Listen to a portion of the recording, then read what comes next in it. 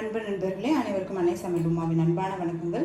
இன்றைக்கி அன்னை சமையலில் பார்க்க போகிறது முட்டை தோசை. இது எல்லோரும் விரும்பி சாப்பிட்றது தான். இன்றைக்கி இதை எப்படி புதுமையாக செய்யலான்றதை பார்க்கலாம்.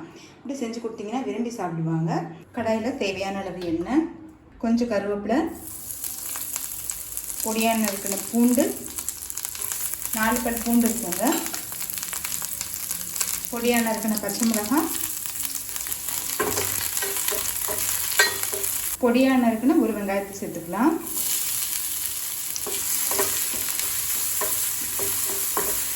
முட்டை தோசை நம்ம வழக்கமாக செய்கிறது தான். இது மாதிரி செஞ்சு கொடுத்தீங்கன்னா டிஃப்ரெண்ட்டாக இருக்கும். அதே மாதிரி இதுக்கு சைட் டிஷ் தேவையில்லைங்க. ஒரு 2 தோசை சாப்பிட்டீங்கனாலே போதும். நல்ல ஃபில்லிங்காக இருக்கும். லேசாக வதக்கினா போதும். பொடியான இருக்குன்னா கொஞ்சம் தக்காளி, இது பார்த்திங்கன்னா அரை தக்காளி இருக்கும்.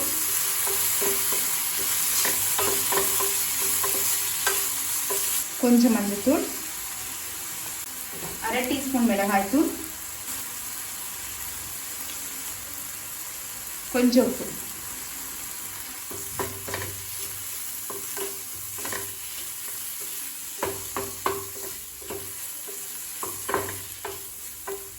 லேசாக வதக்கினா போதுங்க.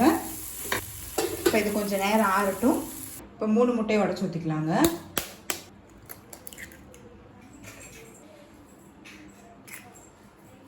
கொஞ்சம் உப்பு, நம்ம வெங்காயம் தக்காளி கூட உப்பு சேர்த்துருக்கோம். அதே மாதிரி மாவுலேயே உப்பு இருக்கும். அதனால் பார்த்து சேருங்க. இதனால் பீட் பண்ணிக்கலாம்.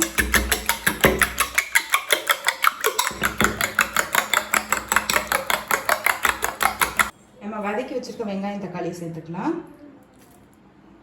கொஞ்சம் கொத்தமல்லி,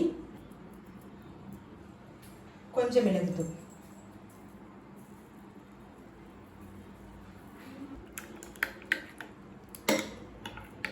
இப்போ எல்லாமே ரெடி ஆகிடுச்சு. இப்போ அடுத்தது முட்டை தோசை ஊற்ற ஆரம்பிச்சிடலாம். தோசைகள் சூடாகிடுச்சு. நம்ம தோசை ஊற்றிக்கலாம்.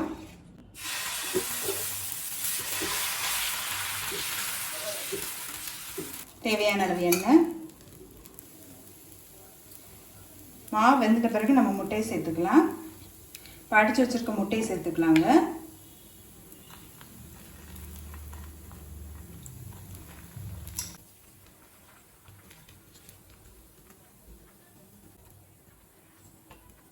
நல்லா ஸ்ப்ரெட் பண்ணி விட்டுருங்க. எண்ணெய் ஊற்றிக்கலாம். மேலே விருப்பப்பட்டிங்கன்னா கொஞ்சமாக வெங்காயம் போட்டுக்கலாங்க. கொஞ்சம் கொத்தமல்லி. ஸ்டவ்வை ஸ்லோவிலே வச்சுருங்க.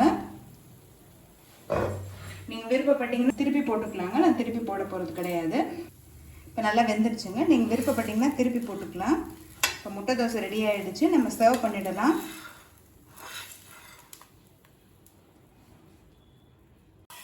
ஒரு சைடு வெந்துருச்சுங்க. நம்ம திருப்பி போட்டுக்கலாம். இந்த சைடு வெந்துருச்சு. இப்போ முட்டை தோசை ரெடி ஆகிடுச்சுங்க. நம்ம சர்வ் பண்ணிடலாம். இப்போ சுவையான முட்டை தோசை ரெடி ஆகிடுச்சு.